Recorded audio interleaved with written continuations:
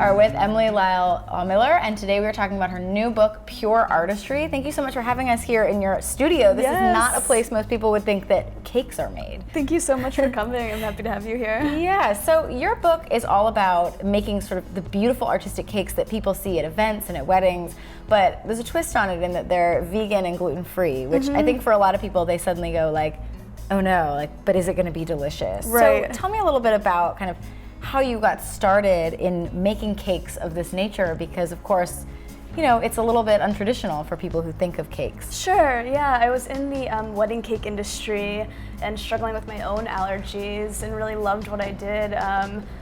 And kind of started from scratch. I developed my own gluten-free flour recipe that really mirrored pastry flour, and built recipes that would really taste and look like cake, you know, that you're used to, because there's so much out there that tastes a little bit like cardboard, or that's a little bit dry or crumbly, that gives it a little bit of a bad name. So my goal from the beginning was to try to make cake that not only looked delicious, but would taste delicious as well. You know, a lot of the beauty of a cake is the design on the outside, but obviously what's inside matters a lot. So for people who are getting started with vegan and gluten-free baking, what are your biggest tips? Because I think for a lot of people it's like, oh, I buy some almond flour and then I recreate a recipe, and it's like, no, you have to really be specific about it.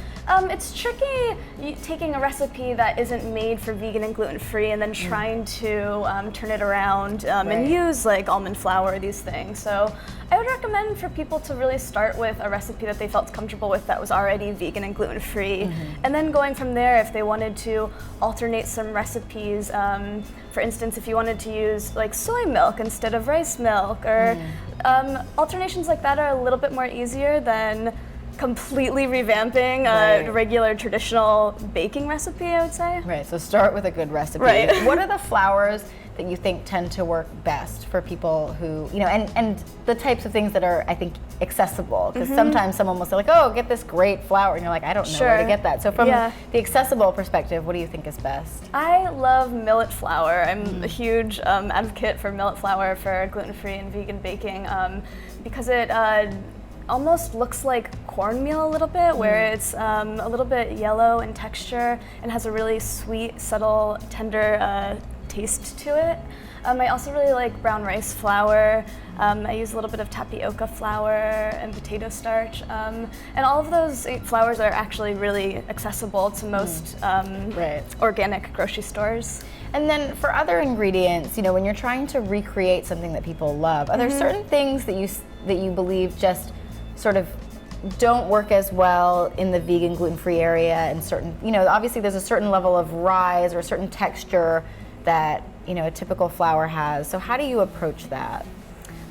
It's a little bit tricky. You have to start from square one and look at what's the binding agents that you're using, and what's giving the cake batter the leavening that you don't have. And so when you take it apart and think about when you're taking dairy out and when you're taking regular pastry flour out, what you're replacing that with. So for instance, I use flaxseed meal paste as an egg replacer, and it's really an amazing alternative because it adds that gelatinous form that eggs have, and it also helps bind the ingredients together, which eggs does. So you really want to find ingredients that you're replacing your traditional ingredients with that will actually give you those characteristics. Right, and so once you have the cake covered, let's talk about the icing and the design, because that's, you know, such an important part. It's like you can have a delicious cake, but if it looks terrible, no one's going to want to eat it. So how do you approach sort of the icing part of it, and, you know, especially keeping it gluten-free and vegan? Yeah, well, my icing is made with palm oil shortening, which is really delicious. It whips up really well, so it kind of looks most closely to buttercream, where you have that airy, creamy, delicious icing.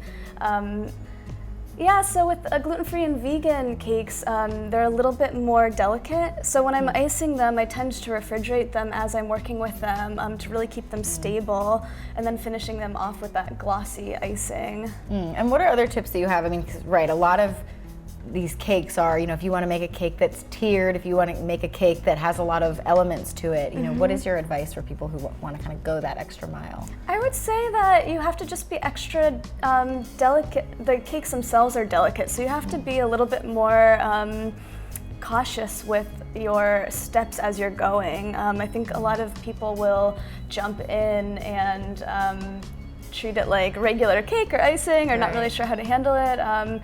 So actually in my book I give step-to-step tutorials on how to handle the cakes because they're just a little bit more delicate, so just being a bit more cautious with them. Right, as someone who breaks cakes even when they are not vegan and gluten-free, I think people will appreciate the, really taking it step by step. Because you just have to sort of train yourself to kind of rethink everything you know about baking. That's kind of what I had to do for myself. And then a lot of the tips that I give away too are tips that you can use just for regular baking too, of just how to handle cakes, because sometimes people don't really know, when you're taking them out of the pan, the caution that you need to use, or even trimming them too. Don't eat your cake before you ice it. Things you can eat the cake tops. Things that I've done. I like to trim it so that I can eat some of it. And then what about, additions to the cake? Because, your cakes are so beautiful. They have flowers or they'll have fruit, or, how do you approach sort of the decorative side of the cake? Sure.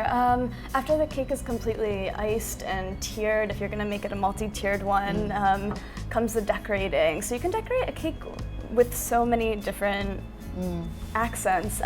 Sometimes I'll do sugar sculpture. You can do really beautiful flowers. So sometimes I'll do that like months in advance to allow it to dry properly. I also just really love fresh flowers or fruit, which can be a really wonderful, easy, simple, gorgeous decoration. I do everything too, from chocolate drops, which are really delicious, with ganache around the corners, which can be a nice finish.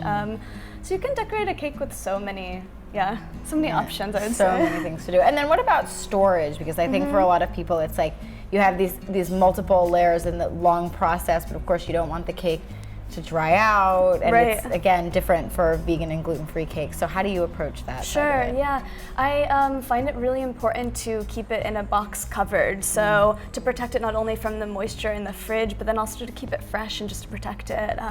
Especially after you put the decorations on, I'll store cakes in a custom box that I'll make for the cakes themselves and cover it in plastic wrap really well. So keeping them well. Yeah, keep them well. And then what about your favorite recipes from the book? Because obviously you run the gamut of different kinds of cakes that people can have. What are the ones that you think are the best to start with for people who are saying, okay, I want to get started, but I don't want to go overly complicated to begin? Sure. What's one that won't mess up? I call them the mother recipes of the cake and icing, which is my vanilla bean cake, and then I have my vanilla bean icing in there as well, which is basically the base of all of my cakes and icings. And then once you get those down, you can kind of play around with adding ingredients, which I love about baking. I think a lot of people are a little bit timid about playing around with ingredients because baking can be intimidating because it is a science, but once you get those base recipes down, you can kind of play around with adding a little bit of different herbs or spices or some lemon zest. Lemon poppy seed. Yeah, exactly. And how do you say, if somebody says, oh, I want to add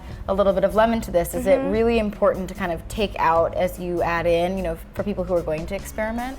Well, it's wonderful to start with, say, a vanilla bean cake. You could just take away the vanilla bean extract or paste and then add lemon zest and a little bit of lemon oil. You have to be a little bit careful when you're adding extra extracts or things that are liquid form. But if you're adding, let's say, like nuts or fruit or a little bit of zest, it's a little bit easier to play around with. Right, well, wonderful. Well, the book is Pure Artistry, and obviously if you want to get started baking, it's a beautiful book. Thank you so much, Emily, for having us here in your amazing studio. Of course.